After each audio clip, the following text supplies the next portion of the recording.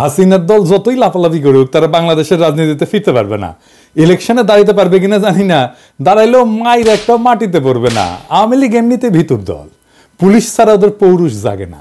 মাইরের ভয়ে ওরা গর্ত থেকে মাথা বাইর করবে না।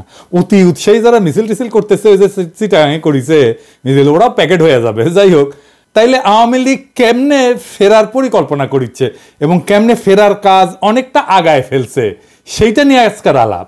আসেন সেই আলাপটা করি, তাইলে চিনতে পারবেন কারা আওয়ামী লীগের এই পুনর্বাসন প্রক্রিয়ার সাথে যুক্ত আছে।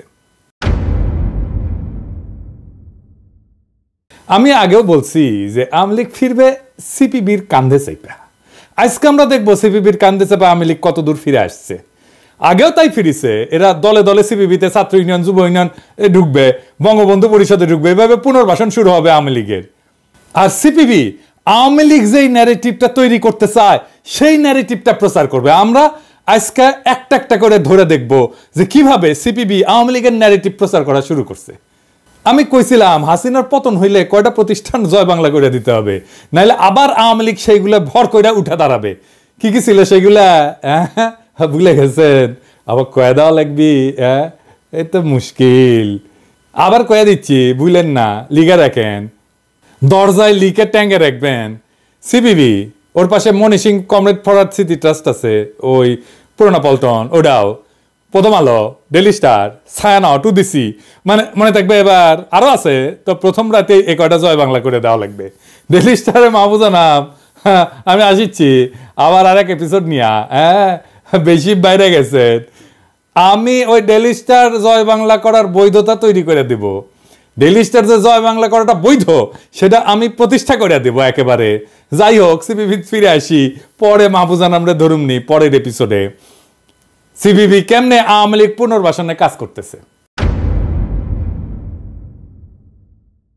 আপদ হইতেছে আওয়ামী লীগ আর বিপদ হইতেছে বিএনপি। এই তত্ত্ব আর রায় মুজা সেলিম, মানে যে মুজাহিদুল ইসলাম সেলিম, ওই যে বাকশালের সময় যে মিছিল করেছিল, বাকশাল হওয়ার সময় রাজপথে আনন্দ উল্লাস করে মিছিল করেছিল, ওই মুজা সেলিম এবং তার অনুসারীরা ফ্যাসিস্ট হাসিনার 15 বছরের শাসনকে কোমল সমর্থন যোগায় গেছে।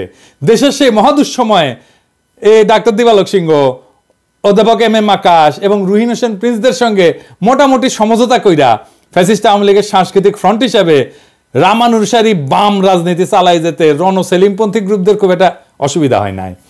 এই এম এম আকাশের বিরুদ্ধে দ্বারাই কিন্তু আমি সিপিবি থেকে বহিষ্কার হই। জানেন এটা? জানেন না? সে যুগান্তরে লিখেছিল, এটা বিশাল লেখা। আবার মুছে ফেলিছে, মানে অপরাধী যেরকম অপরাধের চিহ্ন মুছে ফেলে না, ইনকে করে এম এম আকাশ যেটা লিখেছিল সেটা মুছে ফেলিছে। তো মুছে ফেললে কি হবে? আমার কাছে তো প্রিন্ট ভার্সন আছে। কি লিখেছিল দেখেন। তবে ঘটনা যাই ঘটুক, প্রগতিশীল মুক্তিযুদ্ধের পক্ষের শক্তি এক্ষেত্রে যা করণীয় সেটা হচ্ছে 1971 সালের পরাজিত প্রতিক্রিয়াশীল সন্ত্রাসী শক্তিকে যদি আওয়ামী লীগ রাষ্ট্রীয় বল প্রয়োগ করেও দুর্বল এবং নিঃশেষিত করতে পারে, তাতে বাগড়া না দেওয়া। বুঝেছেন তো? মানে আওয়ামী লীগকে, জামাত শিবিরকে নিশ্চিহ্ন করে দেওয়ার জন্য বৈধতা দিছে এই এম এম আকাশ লিখা। এই এম এম আকাশের বাংলাদেশে থাকার কোনো অধিকার আছে?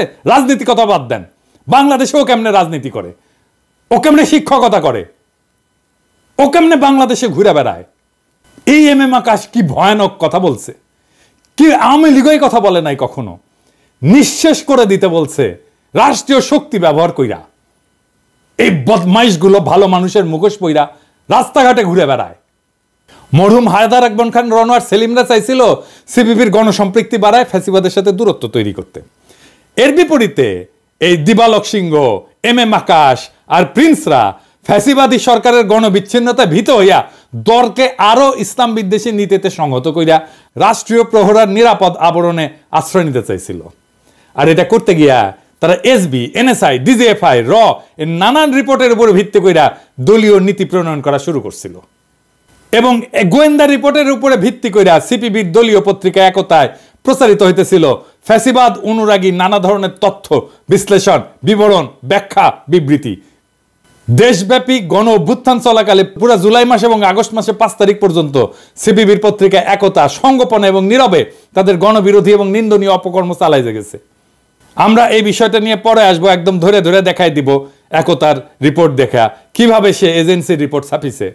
ওই পরিস্থিতিতে গণ অভ্যুত্থানের আশঙ্কায় ভীত হইয়া মুজাহিদুল ইসলাম সেলিম 28 জুলাই মানে খুনি হাসিনা পালানোর মাত্র 1 সপ্তাহ আগে একতার সম্পাদনা পরিষদ থেকে পদত্যাগ করছিল গণরোষ থেকে বাঁচার জন্য। এই প্রিন্স আকাশ আর দিবালক সিংহের আক্রমণে সিপিবির নেতৃত্বের মূলধারা থেকে ছিটকে পড়া মুজাহিদুল ইসলাম সেলিমের অনুসারীরা দেশের বাস্তব পরিস্থিতি কিছুটা বুঝতে পারছিল। মাঠের রাজনীতিতে যুক্ত থাকার কারণে আর কি, ওরা মাঠের রাজনীতিতে কিছুটা হলেও যুক্ত থাকে। জনগণের মধ্যে যেটুকু কাজ আছে সিপিবির সেটা এই মুজা সেলিমের অনুসারীদেরই। এর ফলস্বরূপ সীমিত সাংগঠনিক সামর্থ্য নিয়ে তারা গণ অভ্যুত্থানে অংশ নেয়। এতে গণহত্যাকারী খুনি হাসিনার পতনের পর অন্যান্য বাম কমিউনিস্ট পার্টির অফিসগুলো গণরোষে আক্রান্ত হইলেও সিপিবি কিন্তু তখন রেহাই বা নিষ্কৃতি পাইছিল। ওয়ার্কার্স পার্টির অফিস জ্বালাই দিছে, জাসদের অফিস জ্বালাই দিছে। আমি পই পই করে সিপিবির অফিসটাও জয় বাংলা করে দিতে বলছিলাম, কিন্তু করে নাই। ওই কারণেই আর কি, মানে এই গণ অভ্যুত্থানে তারা অংশ নিছিল। ওরা যা দেখছে যে এই লোকগুলো তো আমাদের সাথে রাস্তায় ছিল, রাজপথে ছিল, ওরাই রক্ষা করেছিল কিন্তু সামনে দাঁড়ায়। কিন্তু ওই আন্দোলনের সময়ে সিপিবির মূলধারা মানে যেটাকে আমি কইতেছি এই যে দিবালক সিংহ, এম আকাশ এবং প্রিন্সদের নেতৃত্বাধীন অংশ তখন গণ অভ্যুত্থান বিরোধী অবস্থান নিয়েছিল। আর এখন তারা ধর্মীয় মৌলবাদ, ইসলামিক শক্তির উত্থানের অজুহাত সামনে এনে খুনি শেখ হাসিনা এবং ইন্ডিয়ার প্রতি সহানুভূতিশীল আইন গ্রহণ করছে, যেন গণবিরোধী আওয়ামী লীগের কোমল একটা আশ্রয়স্থল হিসেবে দলকে পুনর্গঠিত করতে পারে। তারা এই সমস্ত কমিউনিস্ট নীতিভীতি বার্তা দিয়া একটা ব্যাপক ভিত্তিক প্ল্যাটফর্ম তৈরি করতে যাচ্ছে, যেন আওয়ামী লীগের এই ফ্যাসিস্টগুলা আইসা এখানে ভিড়তে পারে। খুবই নির্ভরযোগ্য সূত্র থেকে আমি জানতে পারছি, আমি যেহেতু ওই দলে ছিলাম, যে এই চক্রের সাথে মানে দিবালক, প্রিন্স, এম আকাশ এর সাথে খুনি হাসিনা ফোন কইরা সরাসরি কথা বলছে এবং র আর ইন্ডিয়ান দূতাবাসে বিভিন্ন প্রকাশ্য এবং গোপন সূত্র সার্বক্ষণিকভাবে যোগাযোগ রাখছে এবং সহযোগিতা যোগাচ্ছে। এই প্রভাবশালী মহলগুলা সিপিবিকে অন্তর্বর্তীকালীন সরকারের সঙ্গে যোগাযোগ রেখে টিকে থাকার পরামর্শ দিচ্ছে, যেন আগামী জাতীয় সংসদ নির্বাচনে সিপিবির নেতৃত্বাধীন বাম এবং কমিউনিস্টদের এই ছোট্ট গ্রুপটাকে আওয়ামী লীগের গোপন প্ল্যাটফর্ম হিসেবে ব্যবহার করা যায়। মনে রাখতে হবে, সিপিবির একজন সদস্য বর্তমান সরকারের উপদেষ্টা হিসেবে দায়িত্ব পালন করতেছে, যিনি প্রফেসর মোহাম্মদ ইউনূসের স্ত্রীর ব্যক্তিগত চিকিৎসক হিসেবে তাদের পরিবারের সাথে খুবই ঘনিষ্ঠভাবে জড়িত। এই যে বিধানচন্দ্র রায় আমাদের সাথে রাজনীতি করছে, ছাত্র ইউনিয়ন করেছে, জায়গা মতো ঢুকে পড়িছে। হ্যাঁ, সিপিবি কামাল, প্রফেসর ইউনূস বুঝেন নাই কারে ঢুকাইতে কারে ঢুকাই ফেলিছেন। তবে দেশবাসীর আরেকটা দিক জানা প্রয়োজন এই দলটা সম্পর্কে। এই ক্ষয়িষ্ণু দলটা এখন আর কর্মী সংগঠক ভিত্তিক কমিউনিস্ট পার্টি না। বিপ্লবী নীতি, মহান আদর্শ বা শ্রেণী স্বার্থের রাজনৈতিক লাইনের ভিত্তিতে দলটার পরিচালিত হয় না। সিপিবির সদস্যদের একটা উল্লেখযোগ্য অংশ তাদের চাকরি বাকরি অর্থাৎ তাদের নিয়োগকারী ব্যক্তি ও গ্রুপ মানে দিবালক, আকাশ, প্রিন্সদের পক্ষে হাত তুইলা ভোট দিয়া দায়িত্ব সারেন। না পড়ে রাজনীতি, না করে সংগঠন, চাকরি করে। চাকরি করে, এটাই তাদের চাকরি বহাল রাখার প্রধান শর্ত এবং বেতন ভাতা গ্রহণের বিনিময়ের মূল দায়িত্ব এবং কর্তব্য। এই দলটার বর্তমান কেন্দ্রীয় কমিটির অনেক সদস্যই ডাক্তার দিবালক সিংহের এনজিও কর্মচারী।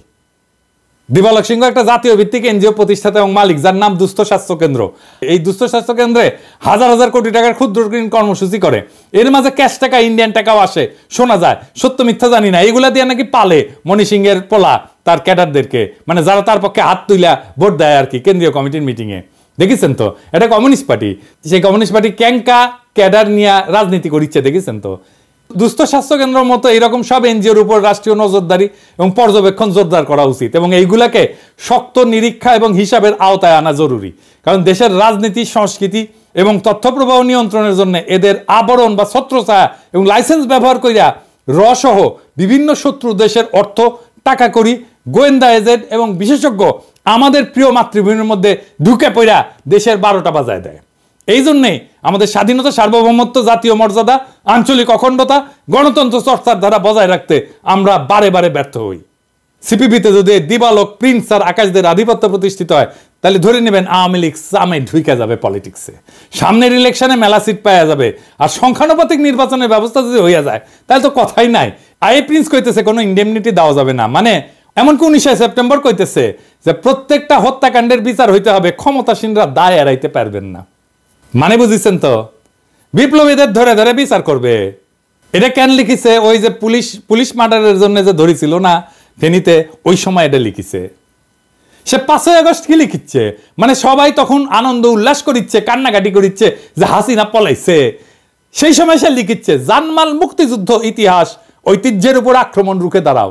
হিদি বুঝেছেন তো? তার মানে আওয়ামী লীগ যেটা কইতে পারেনি সেটা প্রিন্সকে দিয়ে কয়াইছে, আর ওই হারামজাদা এখনো রাজনীতি করে বাংলাদেশে বৈশা বৈশা, তা আবার পুরনো পল্টনে ঢাকায় বৈশা ওই হারামজাদা রাজনীতি করে। আপনারা করতে দিলে তো করবেই। বিপ্লবীদের বিচার চাইতেছে, আবার কয় 7ই মার্চের ছুটি বাতিল করা যাবে না, কইতেছে সরকারের বিভিন্ন সিদ্ধান্ত নিচ্ছে কাদের পরামর্শে, মানে ওর পরামর্শ নিতে হবে। তুই কে রে? তুই কে? লিখেছে ঐতিহাসিক 7ই মার্চ 4 নভেম্বর সংবিধান দিবস আমাদের ইতিহাস ঐতিহ্যের অংশ, এসব অস্বীকার করা অগ্রহণযোগ্য এবং নিন্দনীয়। বালটা ঠিক করিছে। আবার দেখেন পান্নার সাথে মুক্তিযুদ্ধ বিরোধী শক্তিকে রুখে দাঁড়ানোর ডাক কাম করলে শুরু হয়ে গেছে, বুঝেছেন? সামে কেউ কেউ টের পান নাই যে ক্যাঙ্কা করে কামটা শুরু করে দিছে।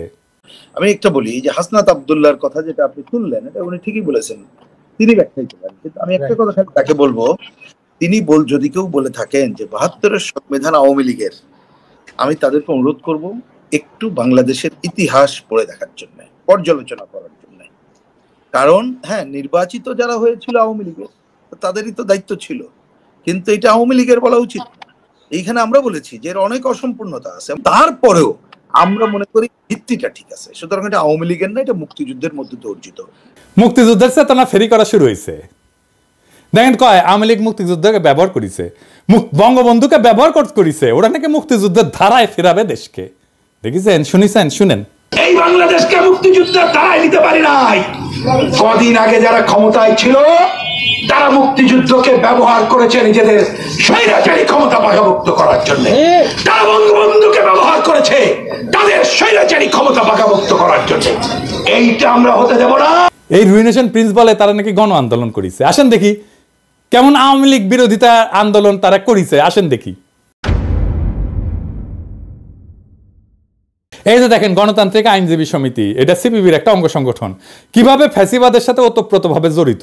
এই হাসান তারিক ছাত্র ইউনিয়নের প্রেসিডেন্ট ছিল, হাঙ্গেরা অনেক জুনিয়র, হ্যাঁ, একটা ভালসুন ছাত্র ইউনিয়নের প্রেসিডেন্ট। এতে লজ্জাই লাগে যে এর মতো একটা ভালসুন ছাত্র ইউনিয়নের প্রেসিডেন্ট হবার পাঠিয়েছিল।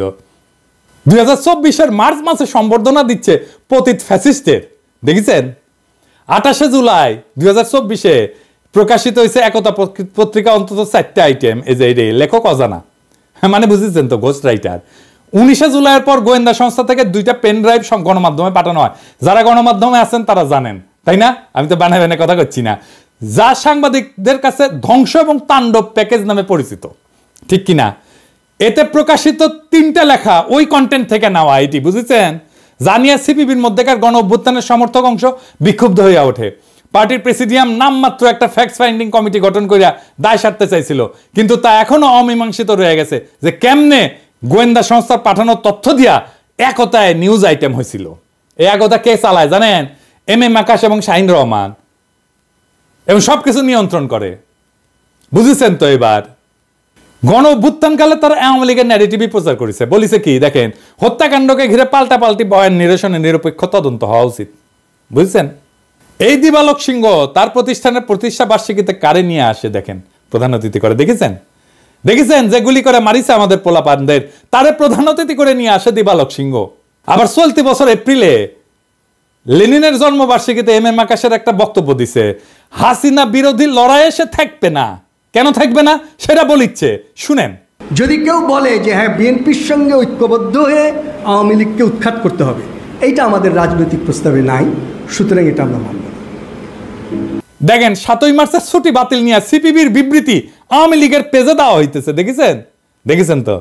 সিপিবি দিবে, ওইটা আওয়ামী লীগ এখন প্রচার করবে। এটাই হইতেছে এখনকার অ্যারেঞ্জমেন্ট। আর একটা জিনিস দেখেন, সিপিবির একটা ভয়ঙ্কর অপকর্মের নমুনা দেখাই। শেখ হাসিনা জামায়াত নিষিদ্ধ করলো, এরপর সিরাজগঞ্জের প্রদীপ ভৌমিক হত্যাকাণ্ড হইল। সিপিবির নেতৃত্ব সাথে সাথে ঘোষণা করে দিলেন বিএনপি জামাতের খুনিরা প্রদীপ ভৌমিককে হত্যা করছে। পত্র পত্রিকা সহ সকলে বলছে দুর্বৃত্তরা হত্যা করছে প্রদীপ ভৌমিককে। সিপিবির বর্তমান নেতৃত্ব তখন নিশ্চিত যে শুধু জামাত না, শুধু বিএনপিও না, একেবারে জামাত বিএনপি একসাথে যৌথভাবে প্রদীপ ভৌমিককে হত্যা করেছে। আর মির্জা ফখরুল এই সিপিবির সাথে লটকালটকি করার জন্য একেবারে দেওয়ানা হয়ে গেছে, দেখেছেন? কারে কি করবেন, বুঝছেন? একদিকে ধরি তার একদিক দিয়ে দেখি ফাল পারে। মানে 1 কেজি ব্যাংকে যেমন আপনি এটা মাপতে পারবেন না দাড়িপাল্লার মধ্যে, একটার পর একটা লাভ মারবি, দেখবেন এই যে সিভিক ধরি আমরা মির্জাফখরুল পীড়িত করতে যায়। এই যে বিবৃতিটা দিছে জামাত বিএনপি নিয়া, এই বিবৃতি দেওয়ার আধা ঘন্টার কম সময়ের মধ্যে পশ্চিমবঙ্গের রিপাবলিক আছে না, ওই যে ময়ূক চৌধুরী নাকি, ওই রিপাবলিক লাফালাফি উপস্থাপক প্রচার শুরু করে দেয়, যে চুলকানি উপস্থাপক প্রচার শুরু করে দেয়। অন্যদিকে আমরা একটা বিরাট ঝুঁকির মুখে পড়ি। ওই রাতে হাসিনার লোকজন আমাদের যদি খুঁজে খুঁজে হত্যাও করতো, আলটিমেটলি দায় গিয়ে পড়তো জামাত বা বিএনপির।